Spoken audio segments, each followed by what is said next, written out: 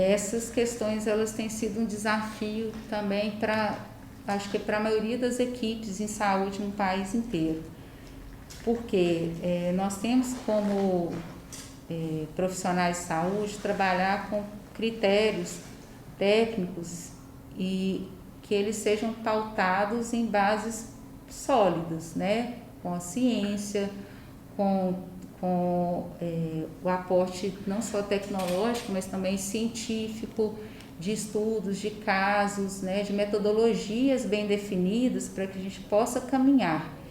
E aí nós, teoricamente, teríamos que ter uma diretriz nacional falando a mesma língua, porque o que tem atrapalhado bastante o nosso trabalho na saúde é as pessoas acharem, primeiro, que o vírus não existe. Tem uma parte das pessoas que elas negam completamente a existência do vírus, da gravidade, colocam como se o quadro do país, né, e nesse número alto de mortes no país,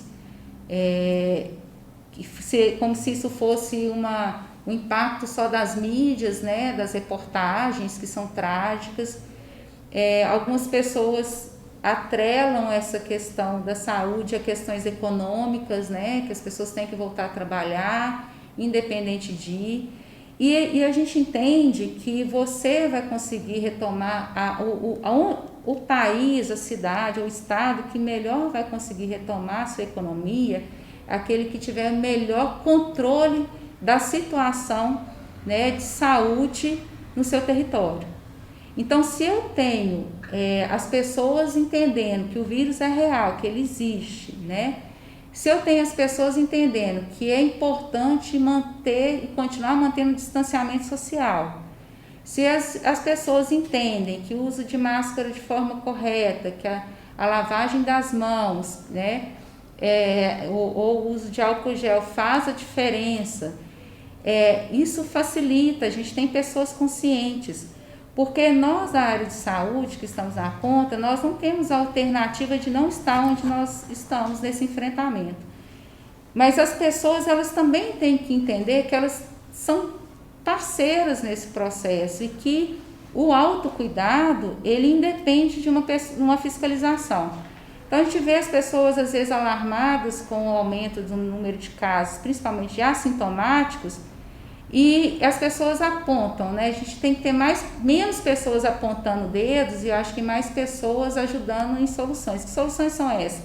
Conscientize sua família, conscientize seu vizinho, né? Conscientize que quando você está em isolamento domiciliar, é importante que você cumpra esse isolamento domiciliar. Não saia escondido porque não tem ninguém te fiscalizando, porque você vai estar colocando seu vizinho em risco, vai estar colocando seu familiar.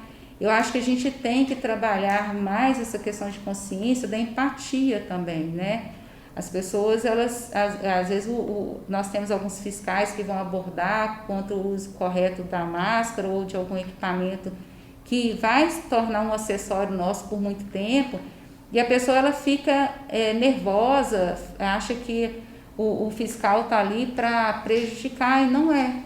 Né? Agora nós já passamos do momento que as pessoas têm que ser fiscais de si mesmas, principalmente dentro da própria casa, porque a gente tem visto pessoas fazendo festas, comemorações, né? A gente tem visto pessoas indo a ambientes que não estão autorizados para fazer encontros. Então agora está na hora da sociedade abraçar a causa que é dela, né? E manter as recomendações que são feitas. Esses números de casos que aumentaram, como a gente colocou, são de pessoas assintomáticas. Estão sendo monitoradas, podem vir a se tornarem sintomáticas, né? A gente tem um período de 14 dias de monitoramento, de avaliação. Então, essas pessoas, elas são, todos esses casos que a gente testa, ou que vem para nós de uma testagem que não fomos nós que fizemos, mas que elas têm que chegar até nós, elas são um termômetro. A partir do momento que a gente vê que a situação está caminhando para um processo em que a gente veja um aumento de casos sintomáticos antes que a gente chegue num agravo maior, com certeza, através do comitê, a gente deve tomar outras medidas. Por isso que a gente pede muito a colaboração das pessoas e principalmente dos comerciantes, que eles continuam tendo essa consciência de manter os seus estabelecimentos com os critérios rígidos de segurança, para não só para os profissionais que trabalham dentro dos comércios, mas também para as pessoas que são clientes, porque é esse conjunto que vai fazer a diferença para o caminhar positivo ou não com relação a essa questão dos comércios. O monitoramento é feito por uma equipe. Essa equipe ela foi redirecionada e ele é feito segundo o protocolo do Ministério da Saúde. A depender da gravidade do paciente, ela é feita de 24 em 24 horas ou de 48 em 48 horas. Isso varia conforme a condição clínica desse paciente. Esses a gente está dizendo pacientes de síndrome respiratória leve, né? Casos leves que são monitorados no domicílio.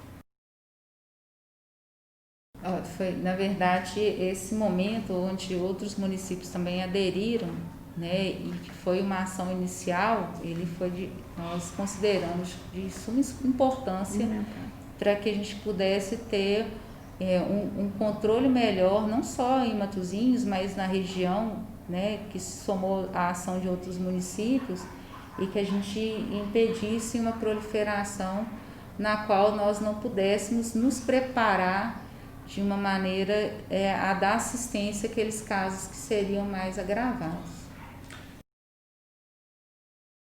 Hoje disponível no município, nós temos 2 testes, o RT-PCR, que ele detecta o vírus circulante, a indicação dele é fazer até 7 dias do início dos sintomas.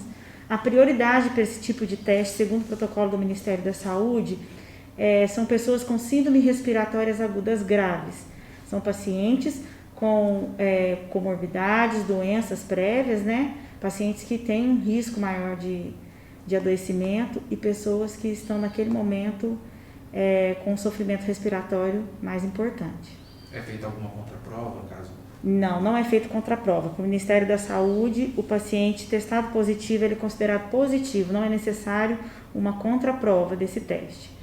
O outro teste disponível é o teste rápido.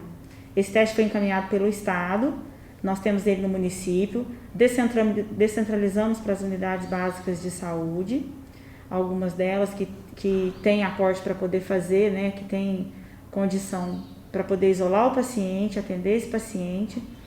E aí esse teste veio com a orientação de pacientes profissionais de saúde, sintomáticos, todos devem ter sintomas, familiares desses profissionais que residem no mesmo domicílio, profissionais da força de segurança e seus familiares também, e pacientes idosos com comorbidades. Esse é o público que veio direcionado para ter acesso a esse teste. Ambos os testes, tanto o RT-PCR quanto o teste rápido, ele é de indicação médica.